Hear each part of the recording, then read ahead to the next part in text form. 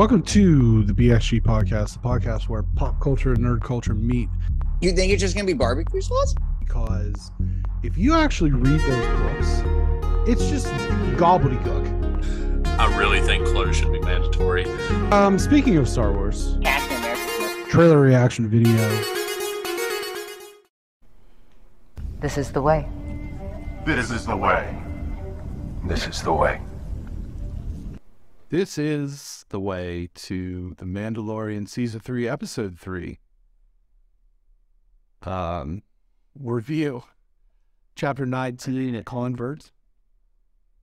And it was an interesting choice. Some of the choices that were made in this episode were interesting. I'm gonna see if I can pull up the cast here for this particular episode. Obviously, Pedro Pascal, Din Djarin, Katie Sackhoff as Bo-Katan Kryze. And maybe we should have started with the other show. I might have been more prepared. I'm never prepared. It's like an ongoing. It's like That's what this segment's called. Britain's never prepared. That's what every segment's called. Should have had this written up. I had it written up last week. Come on, bastard. Hey, I did nothing wrong.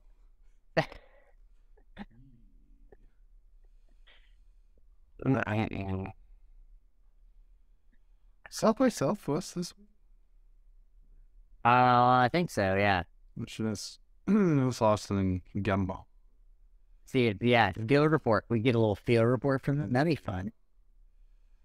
Okay. Pedro Pascal as Din Djarin, the Mandalorian, Katie Sackhoff as Bo-Katan Kryze, Omid Abati Tahi as Dr. Pershing, Katie M. O'Brien as Elia Kane. The armorer is Emily Swallow. And then there's just various other people as Mandalorians. It'd be easy to sneak it'd be really easy to sneak a cameo. It's like, oh, I was the Mandalorian with the orange helmet. That was me. Yeah. I could easily. That'd be sick. Like how they always in the movies would make like Daniel Craig was just like a random ass stormtrooper or whatever. Right. What are you drinking there, Brenton? Water. So I drink. Oh, it's just, you always have like water in various vessels. I never know. I got my. It's never just a glass. I don't know. Okay, I just couldn't see it at first. At first, I thought it was like a milkshake, which is fine. Milkshakes are good. That's what you said last week, dude. I know. It's just like every vessel you had is milkshake in, Jason. Yeah, every vessel that you had is milkshake in, Jason. I don't have any just regular glasses. Yeah, I actually don't really either. It's just mine are clear, but they just maybe say different things. Anyhow, so this doesn't need to get a shamrock shake. Yeah. But Awesome. I like it. Oh, I love cough syrup. I wish it tasted more like cough syrup. I love cough syrup. I love it. I love it. I wish that I could just drink it more often. So the Convert, this is the longest episode thus far. Sounds like it. Yeah. Spoiler free. What were your thoughts on the Convert? I knew this pretty easily. It happened. Yeah. I watched it, and it ended. So I didn't like. I'll be honest. I did not like this. This to me was bad. Like, this was a bad episode of this show. Not bad in terms of relative television, but relative to this, I did not like this episode. There were so many parts of it where, like, we're trying to do different things. Like, I mentioned you Blade Runner, but it was, like, the worst of Blade Runner. Blade Runner and the sequel to Blade Runner are, like, favorite movies of mine, but it was bad versions of that. And then it was, like, Minority Report. And I like that movie a lot, Tom Cruise. But a terrible version of that. And so I'm like, what is happening here? And then we barely get Din Djarin, which isn't like... Well, I don't think that's a spoiler. I think that's just saying like, Well, it's going to spoil some people's, like, hey, okay, well, watch this, and what do you mean? okay, well, he's in the episode. Yeah. I will say that. So, but yeah, no, I didn't really like this episode. It took me 3 different. Usually, I can watch this episode one time straight through, no problem. And it had nothing to do with basketball or anything. I started watching it. I got bored. I had to turn it off. And then I was watching basketball for a little bit. Got to halftime. Tried it again. Halftime wasn't even over. Got bored again. Just decided to listen to music until halftime was over or whatever part I was watching. And then I finished it. Yeah, no, I think it might be my least favorite episode of this show. By far, I didn't like it. I thought it was like having a sandwich, and the bread. I'm glad about this. The bread was like the best bread. Uh-huh. You know what I mean? It was I don't know what the best bread is. I like sourdough, maybe. Bun. I like San Francisco sourdough. But it was the best bread. I'll tell you what it was. Okay. Okay. It was a New York style, like New York bagel. Like egg and cheese. Right? So you got that. I don't know that we're gonna like a lox bagel, but you get that nice New York bagel on the top and on the bottom. But in the middle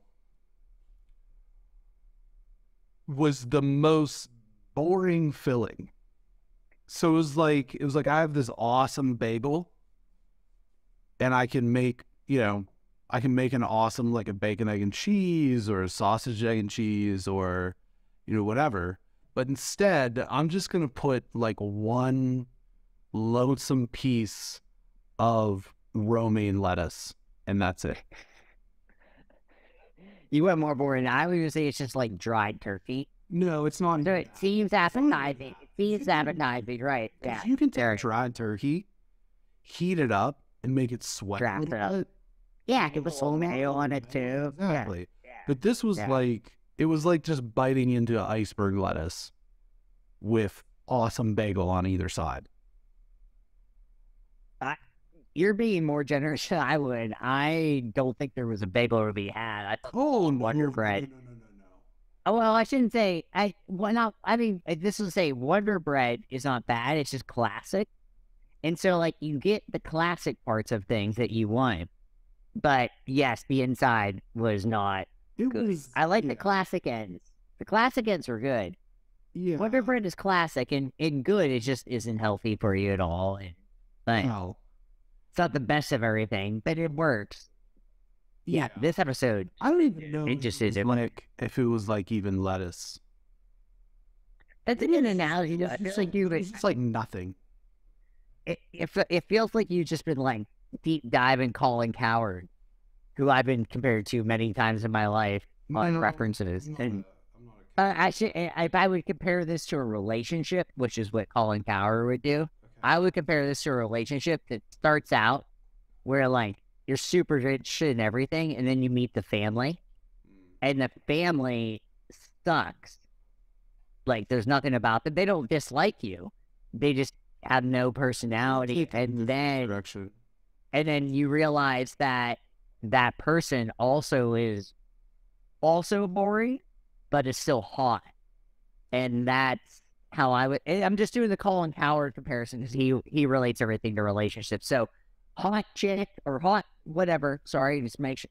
Goddamn, we're gonna get canceled. I think we'll be hot person, boring family that you meet, and you realize that person that you're with is boring, but also still hot. So you want to stick around for a little while. See, I don't agree with you because I feel like even if it's a boring family, you can like make fun of them, and that's fun. So this is why, if it was a relationship, this is what it would be. Okay, it starts with a one night stand. And then it's just washing dishes and folding towels.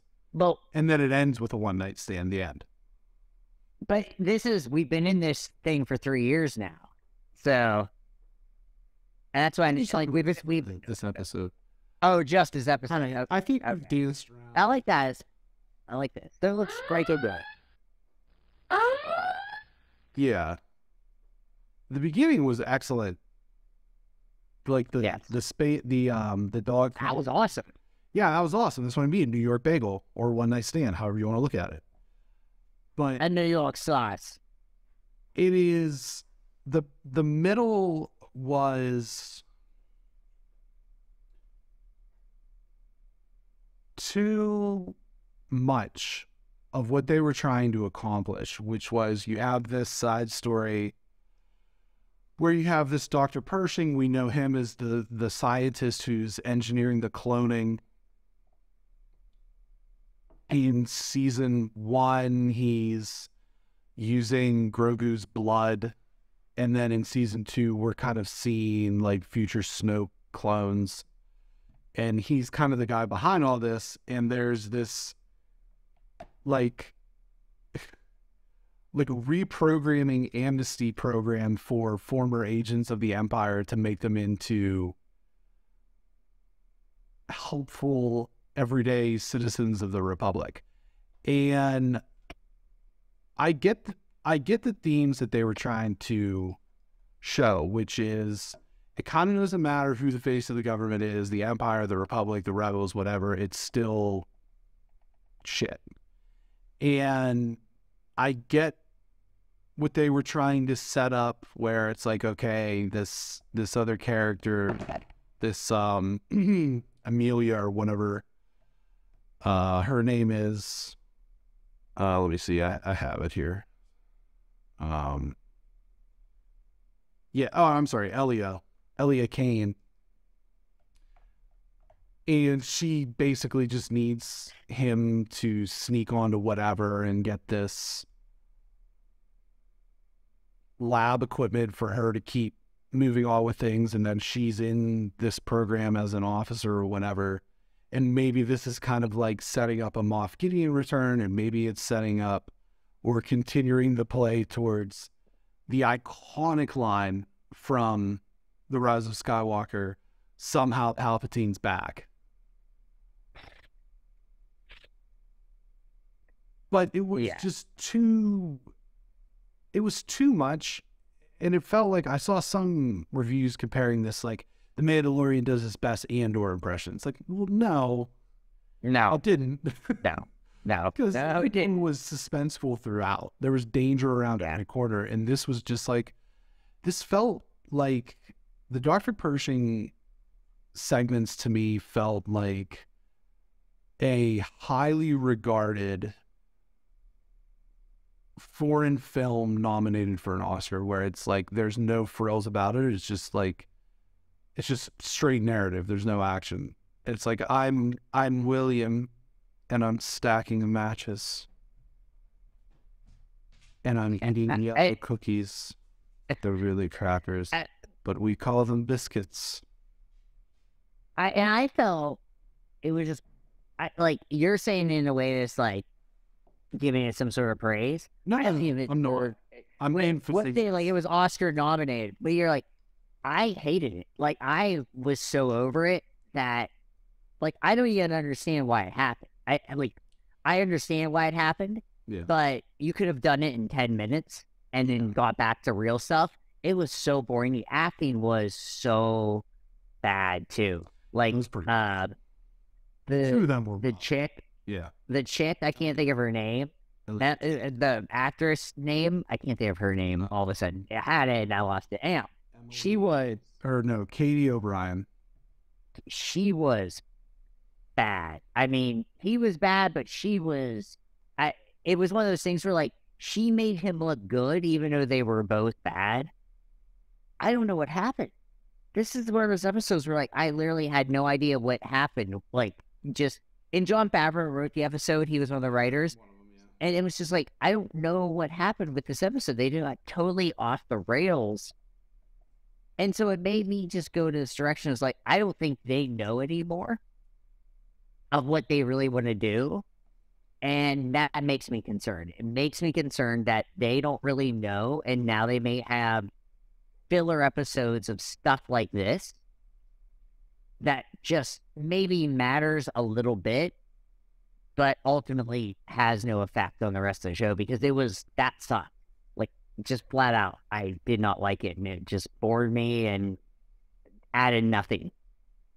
I'm not into, in this particular show, connected universe building, right? Which is what this... Right, yeah.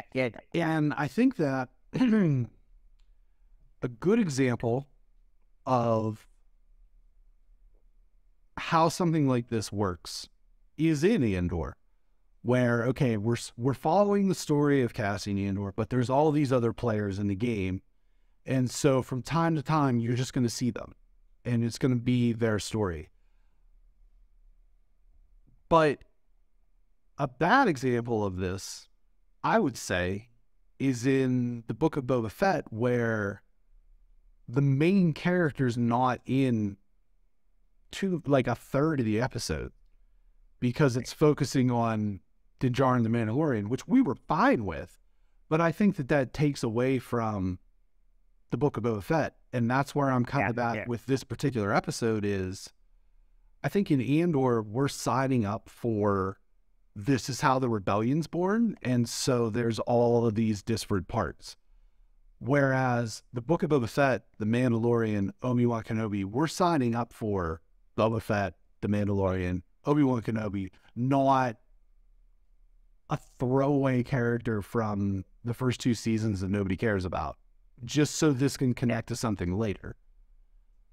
And as good as the beginning was, because I loved the first 10 minutes of this when they're dogfighting in their starships and everything, like that was still super dope. And then even at the end, I felt like the whole middle was so boring that it took some of the emotional weight out of the ending where he's redeemed. And oh, by the way, you also bathed in the the eternal waters or whatever the hell they're called. And so now you're redeemed too. This is the way. And like that should have been a moment. And should have been awesome. And literally I was just like, thank God it's over. So when I said that's how I felt, which is weird. Right. Imagine if they would have, I don't know, man. Imagine if they, like you said, cut that down to 10, 15 minutes tops, and then just have the front, that 15 minutes, the 7 minutes at the end, and you have a nice, tight 32-minute episode that isn't boring. Right. Yeah.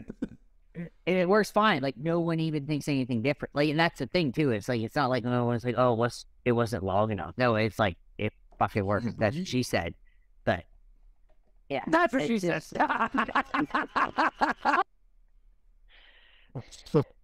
Yeah, it was weird. It felt, I don't even know what, because like sometimes episodes do things because of the discourse, but this was one where I just didn't get it. It felt like it was a reaction to nothing. It was like a reaction to a presumed action. It was weird. Like I said, I didn't like it. Actually, like I should say, I hated the middle part of this show, which made me hate this episode because of like, that was the episode. By and large, yeah. I think that this episode, That's bummer. I'm checking Rotten Tomatoes, because I actually think that it's like 83%, and I don't understand it. Like, IGN gave it a 8 out of 10, and I'm like, and this was the second week in a row that I've been just in utter disagreement with IGN score, because last week they gave it a 5 out of 10. They gave that episode, and because they said the lighting was bad, and I didn't have any. So that was weird because I didn't have that problem. Yeah, we talked about it. I was very good. Check that review out, episode 2. But excuse me, I don't know, man. It was like I probably checked to see how much time was left in the episode 3 times, and I very nearly fell asleep at one part. And so that should never be a thing that happens in this show. It shouldn't be. No, but I mean, this is the first time I haven't watched this show, unless like I had to go from school to work, or back, or from school to home or whatever. I literally stopped this show just in the middle. I was sitting by myself and I was like, I'm done with this. I'm just gonna listen to music instead. Yeah, it's the first time I've ever done that. It's really disappointing and very worrisome. Yeah, it is very. So I'm hoping that we get back on track. That's one thing that's kind of a bummer is there's no next week on with this. I mean, they usually do like an episode trailer halfway through the week or whatever. I don't know watching that. We'll just show me Right. to get me, especially after that episode where I'm just like, give me anything. Anything, give me a crumb. Yeah. Just give me literally anything, and I'll be good with it. But I don't care about that character. No, There's nothing behind that character that's like, oh man, let's feel bad for this guy. He was a patsy, It's like, who cares, man? Right. Like, I don't care. It's war. People do fucked up shit all the time. Yep. Yeah. That's perfectly. War is war. War as hell. Exactly. So was this episode. All right, let's move on.